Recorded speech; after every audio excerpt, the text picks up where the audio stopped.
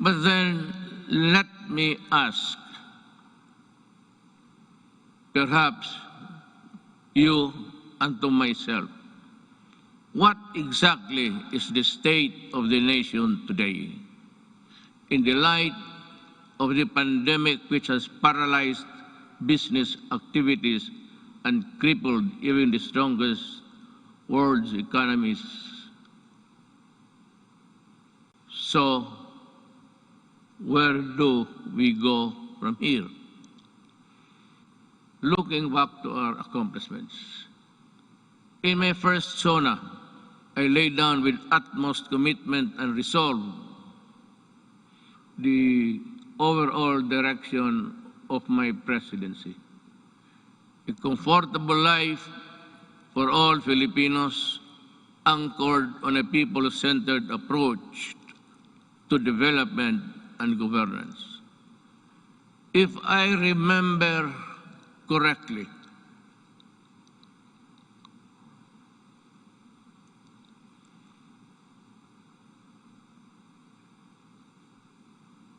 my administration, I said, will implement a human approach to development governance in our people's welfare in the areas of health, free education, adequate food and housing, environmental preservation, and respect for the culture. I bore no illusions that steering a nation towards a comfortable life for every Filipino would be easy. Indeed, the past 5 years have truly been challenging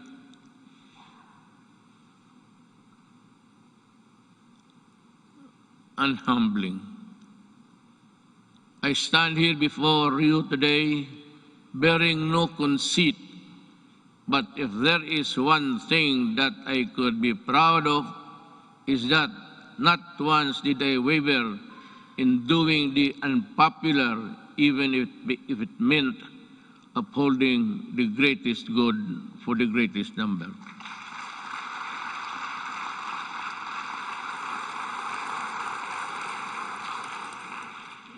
Before I took office, our country was beset with communist insurgency scattered across the nation, a separatist movement that sought to divide us on the basis of religion and religion's deficiencies, and the proliferation of illegal drugs and criminality. Our armed forces were ill-equipped to deal with internal and external threats, while the police force had been overwhelmed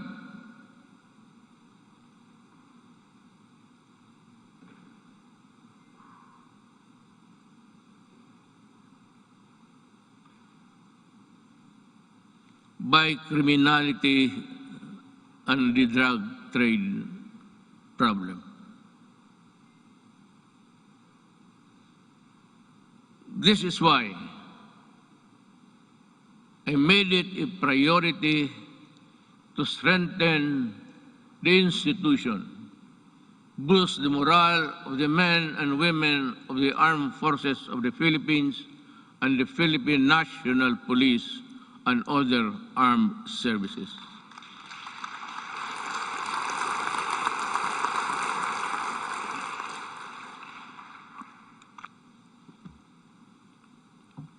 Again,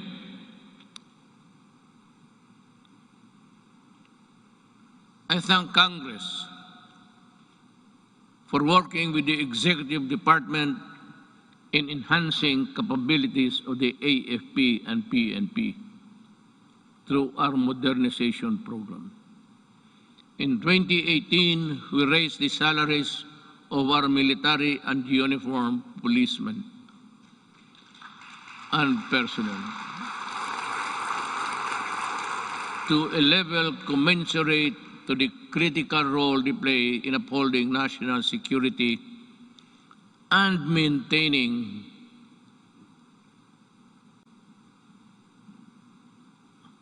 order. I am asking Congress to pass a unified system of separation, retirement, and pension of military and uniformed personnel to maintain government fiscal flexibility and provide adequate benefits and remuneration to our men and women in uniform. This shall apply only to the new entrants of the military and civil. Hindi ho lahat. Cannot be that we have to pay so many, even the salaries of the retired. They get a chunk of the big budget. And if we include the new entrants, the funds available for them would not be enough. It is also high time for us to pass a law providing free legal assistance to AFP and PNP officers, enlisted personnel.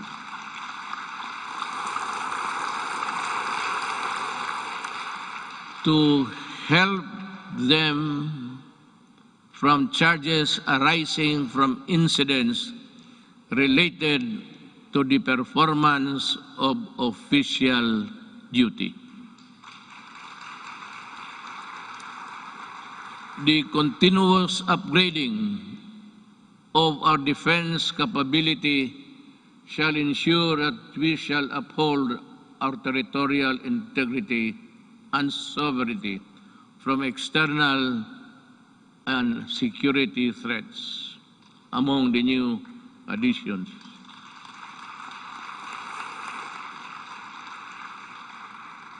we welcome the country's 2 missile-capable warships to enable us to protect our seas by providing them with necessary equipment, by enhancing their professional capabilities, and looking after the families of the soldiers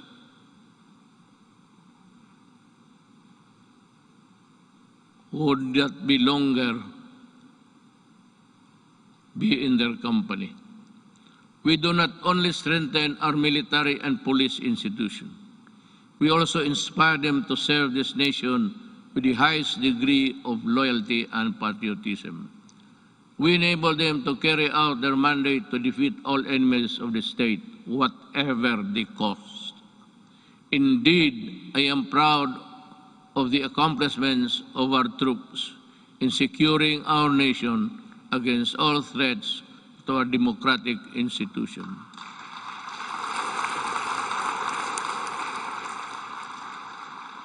But peace must be realized.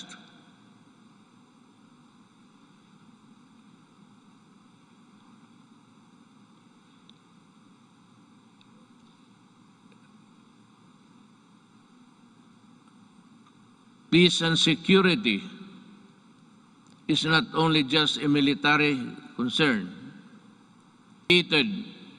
From the traditional purely military approach in dealing with matters of national security. With the creation of the National Task Force to End Communist Armed Conflict, or NTF-LCAC, we have made great strides in addressing the root causes of this conflict by empowering our kababayans who have been used by the communist for many decades. In our continuing effort to build state of safe and conflict-resilient barangays, we have worked towards the sustainable rehabilitation and development of communities where the communists used to operate. Through the NTF-LCAC, we invested in farm-to-market roads, school buildings, water and sanitation, health stations, and livelihood. Alam mo, kasali na tayo dito lahat. Always, every law or every regulation must pass Congress, of course, to the President. But sometimes, you know, in our,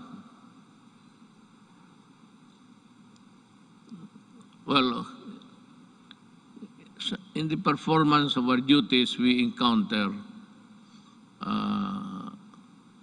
the not so nice of confronting each other. But because of these interventions, more than 17 former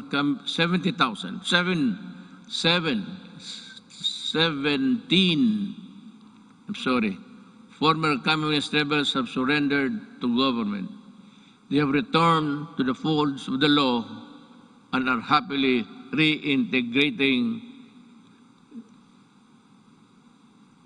programs or the local eclipse.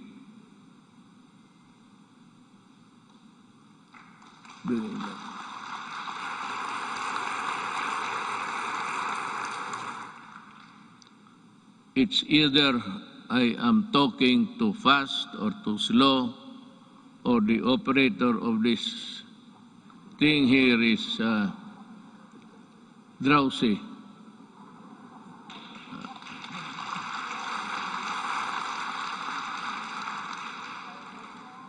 Maybe because I had so many ad-libs along the way. Marami akong akin lang. Kaya yung nahinto ako when I stop and I'm process something in the gray matter between my ears, hindi humahabol o hindi alam ng operator. Hindi bale, ma'am, mahal pa rin kita.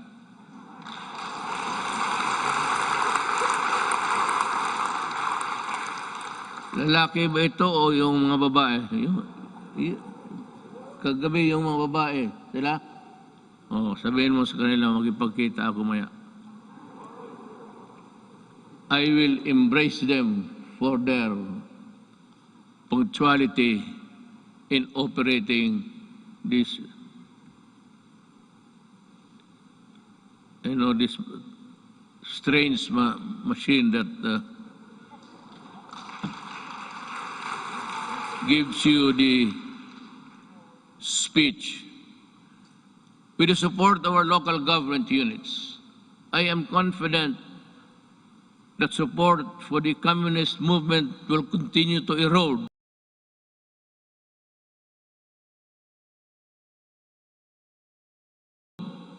in the next few months. Unlike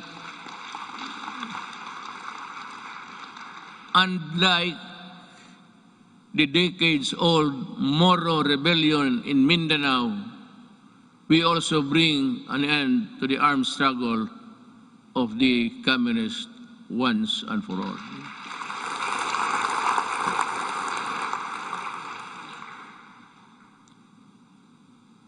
Sa totoo lang, itong komunista, college pa ako.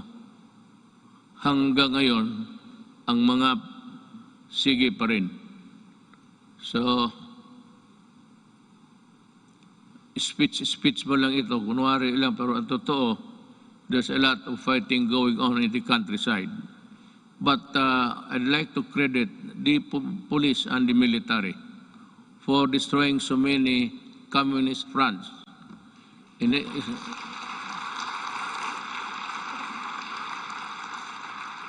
I think they have destroyed more than 15 apparatus or the fronts of the Communist Party of the Philippines. Alam mo, mag-istorya muna tayo sa taxation. I'd like to be frank with you. everybody, as everybody in this country, are paying taxes to the communists. The Communist Party earns billions, but pass on a little to their fighting men who die for an ideology that is so rotten and corrupt. They themselves are pocketing the money, and their children are studying in Europe and in other places, which I think none of you here can finance such journey. Yan ang masakit dito. They collect taxes, support season in Netherlands, and they do nothing but bad-mouth government and mouth war dogmas and everything. Hindi na sila nagpagod.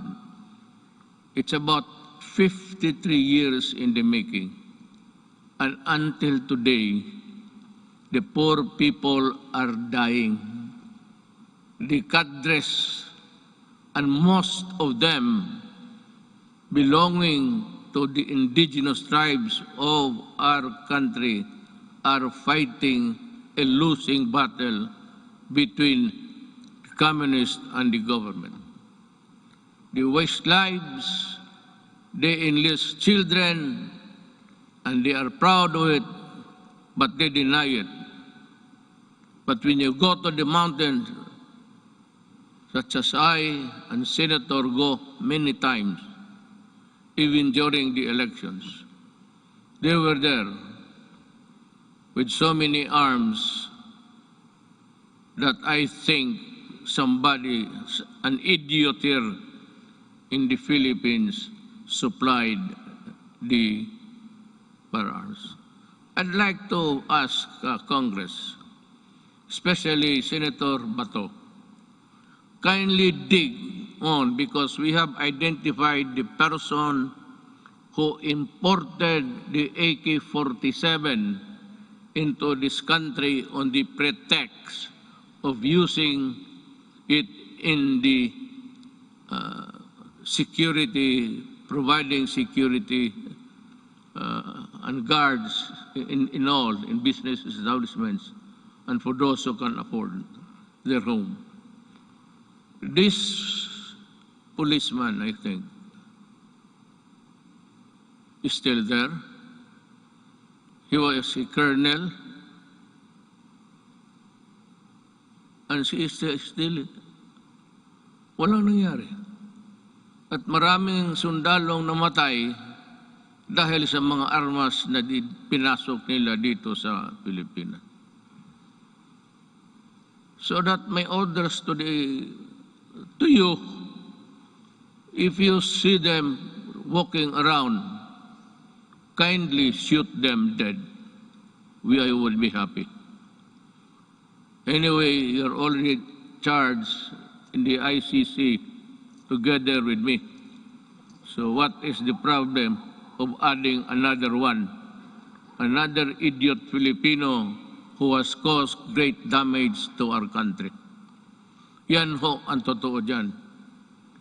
At itong mga pulis, but let me go back in time.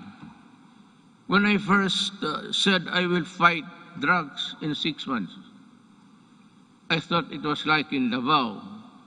You can either coerce, intimidate, or bribe them, or give them money. I said, lumabas kayo ng Davao, doon kayo magkalat sa Luzon at sa ibang lugar, huwag dito sa Davao. Naniniwala naman ang mga ulol at we were able to attain a sense of normalcy in the city. Yun ho ang totoo. There are people charged with corruption and even going to prison for just maybe not telling the truth in their itong assets and liabilities, nakukulong itong mga pulis were doing their thing, their drugs. They were the manufacturers and they were the distributor of drugs. When I became president, I asked De La Rosa, he was the chief of police of my city. I promoted him direct to being PNP chief. 4-star na kaagad, automatic. But I told him and the others, look for the enemies. Look for where they are. And if you find them, destroy the apparatus, destroy all, from the manufacturers to the peddlers, because we are fighting a drug war that was being participated in the business by 9 generals of the PNP. Kaya yan ang sakit sa loob ko. I did not know that I was fighting my own government. Customs and everyone else were facilitating the importation of drugs. And one importation, as you can see it every night on TV, the police now sees about almost $1 billion worth of drugs every day. And if you look at the 888, there are about 1,000 Filipinos arrested every day by the police in connection with drug trafficking. And that is why I go crazy looking at the situation. They are still around. We do not have the laboratories now because nawala na sila. At itong naiwan ngayon are doing the importation. The citizens of another country cook their shabu and their